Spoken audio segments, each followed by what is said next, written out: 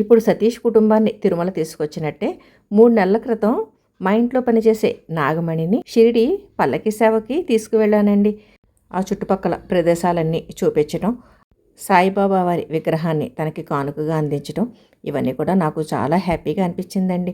ఇలాగా నాగమణిని షిరిడి తీసుకువెళ్ళగలగడం, అలాగే తిరుమల సతీష్ని తీసుకువెళ్ళడం, ఇలా ఇవన్నీ కూడా దేవుడు మన ద్వారా చేయిస్తున్న పనులేమో అనిపిస్తుందండి. ఎందుకంటే మా వారు చదివింది ఎంఎస్సి ఫిజిక్స్ అండి.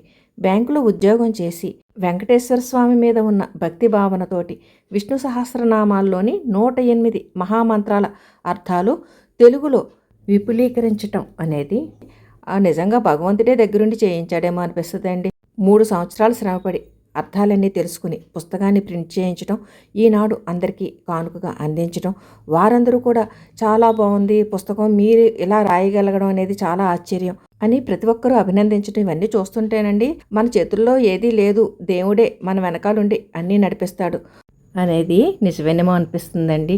ఈ పుస్తకం రాయడంతో పాటు మా వారు ఈ మహామంత్రాల అర్థాలను సాఫ్ట్ కాపీగా, అలాగే ఈ పుస్తకంలోని శ్లోకాల అర్థాలు భావాలు చెప్తూ వీడియోస్ ఇవన్నీ కూడా రిలీజ్ చేశారండి. వాటి లింక్స్ ఇవన్నీ ఇదే వీడియో డిస్క్రిప్షన్లో ఇస్తానండి. దేవుడు ఎప్పుడు ఎవరి చేత ఏ పనులు చేయిస్తాడో చెప్పలేం కదండి.